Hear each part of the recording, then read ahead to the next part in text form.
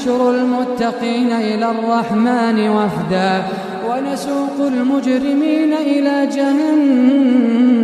وردا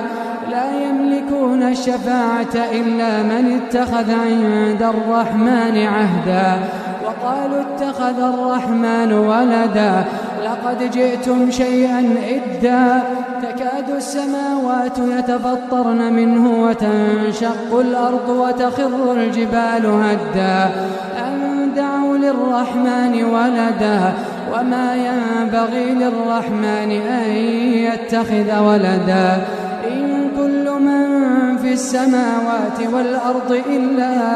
آتي الرحمن عبدا